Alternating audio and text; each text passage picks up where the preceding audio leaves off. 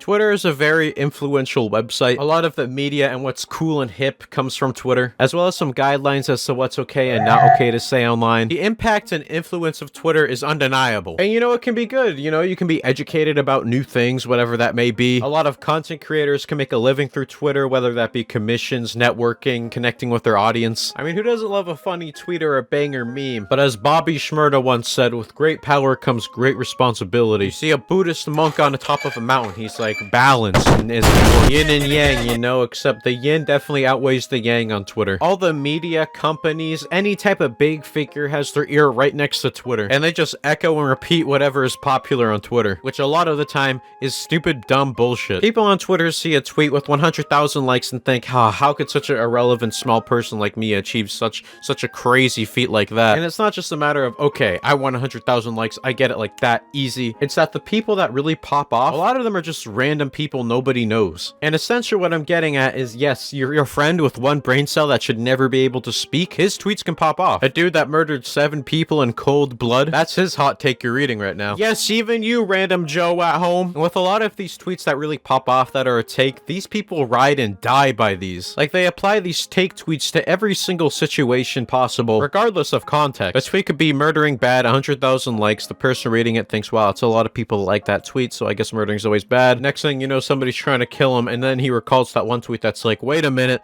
murdering bad. Well, I guess you can kill me. I hate that this is the case, but tweets have a lot of power to some people. And of course, that goes for news outlets and companies. I've seen people use tweets as sources. I've even had one of my tweets used as a source for something, or like a reaction. I mean, it's pretty obvious the things that won't pop off. You can't be like, Hitler was a good guy. Yeah, your tweet's not gonna do well. You can't just tweet Harambe. You're not gonna do numbers. Unless if you're me, and I'm better than all of you. But the fact that anybody can tweet whatever, and it can become the next trend, the next social norm, the next basically popular big thing, I feel is a problem, because a lot of the people on Twitter, they're children. And if they're not children, they're adults that act like children. They're compulsive, ignorant, immature, unreasonable, unnegotiable, one-sided, all that shit. These are the people that run Twitter. The type of people that are assholes but are like, that's queen behavior, sis. It's like, no, you're being rude for no fucking reason. And nobody calls it out, so it just keeps on spreading and spreading. But I'm here, baby, I'm here.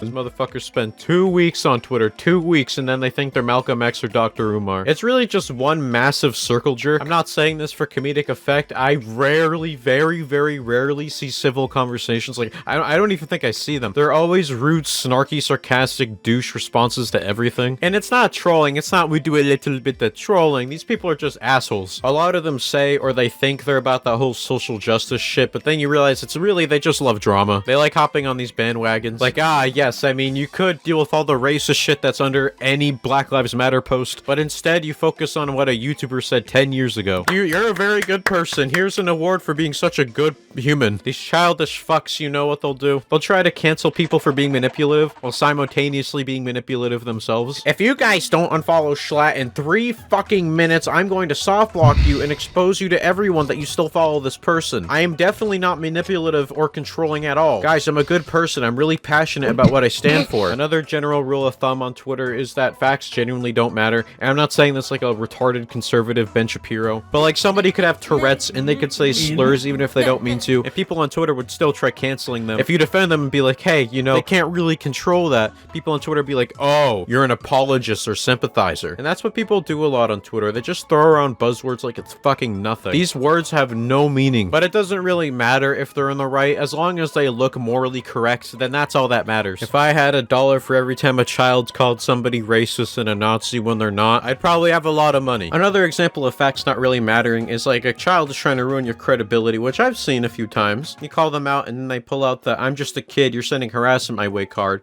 despite the fact that you're just calling them out or criticizing them. Get off of here and stop harassing children! What? And it's the moral thing, so you'll just look like a shitty person, and it's like, no. Ironically, these Twitter people focusing on really minuscule, stupid things, this is how people become radicalized. So in their head, they're thinking, oh my god, I am such a good person for educating people and being a douche about it. But in reality, people look at this and be like, wow, I really don't fuck with this, so now I'm gonna be a closet racist. Twitter users have really high expectations for everyone, like nobody ever slips up or fucks up once. And it's not me excusing some heinous, terrible crime or something, but like everybody's bound to say something stupid or ignorant. But no, people on Twitter, they want you traumatized and really worried about every single thing you say, because that's how they are, and they need everybody to feel the same shitty way as they do. Like, I think these people are blissfully unaware of the luxury of being able to worry about such stupid small things. Like, yeah, if I had the energy and time to be upset over every small dumb thing, I'd probably be just as paranoid and unhappy as you. And on the subject of comedy on Twitter, you know, Twitter users, they're such clowns. They say edgy humor is always unfunny, but you know, deep in their mind, they've laughed at some edgy jokes before. Stop the cap.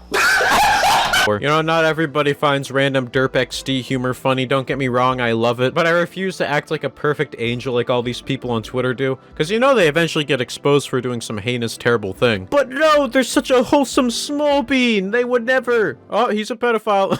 Well, a lot of people say the things I'm saying right now in retaliation to when they're actually being fucked up. Somebody says something super fucking racist, and everybody is like, surprised you're racist, and they're like, ugh, this cancel culture shit needs to stop. Okay, buddy, Reddit's down the corner to the left. The ideal person on Twitter is actually a robot, and he's like, I know every single thing about everything, every little detail, so I can't be wrong ever. I've touched on cancel culture a lot, but just to keep it brief, guilty until proven innocent isn't a thing on Twitter. Like, you should always take and listen to victims seriously, but you have these massive traumatizing bandwagons just completely shitting on someone only for them to be innocent. You know, if we're gonna be moral about it, I gotta be honest, that's not a very wholesome moral thing to do. I remember when they tried canceling JPEG, it was just some random 4chan account on Reddit accusing him of being a rapist when it was fucking bullshit because it was a 4chan troll. But so many people believed it, and they were like, oh, of course he would do that. Fam?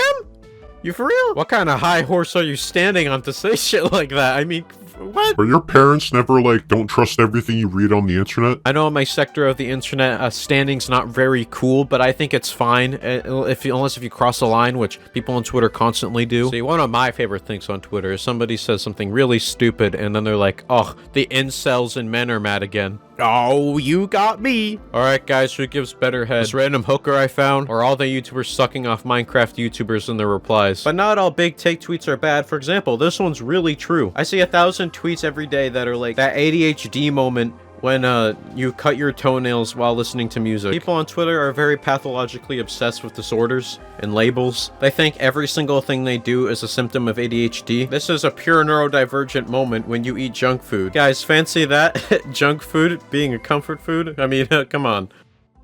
Some other tiny things that annoy me, when people say something really stupid and they're like muting this. Because nobody on Twitter has confidence, if anybody has it, it means they have an ego. Letting Minecraft YouTubers stands define what dark humor is. Like, homie, dark humor to you is when Dream says he doesn't love you. Overly wholesome Twitter accounts, saying I love you to your fans is nice, I get it, but when you do it every single day, it's just annoying and feels not genuine. Quote unquote educational tweets that aren't educational. People that just twist and interpret things in the worst possible way. How if you think the concept of society becoming oversensitive and over self-conscious automatically makes you a snowflake-owning boomer? Like, this be some shit I see. With instant gratification, a lot of Gen Z instantly gives up and tries to find any excuse or uncontrollable force as to their failure, when a lot of the time it's solely on them. Like, they just don't apply themselves or work hard enough or work long enough. Probably why a lot of these people on Twitter can't take accountability or compromise. Like, you need to feel uncomfortable sometimes to grow as a person, like with public speaking or socializing with new people. But you know what? That's no good, because God forbid a kid's uncomfortable. I feel like a fucking boomer, but if you guys are on Twitter, you know what I'm talking about. To wrap up this video, don't let unexperienced children that can't order a burger from McDonald's dictate how to behave. For every one really good take tweet that has a lot of numbers behind it, there's 10,000 other really big take tweets that are shit. And if you have mental breakdowns over the smallest inconveniences, just don't be on Twitter. Save you the fucking pain. All I'm saying is, with the amount of horseshit on this app should not be as influential as it is. Fuck Twitter, dude. Sometimes Twitter makes me want to fucking kill myself. I hate Twitter sometimes, because you didn't used to be able to see how retarded people you thought were cool are. I'm sure someone said that about me too.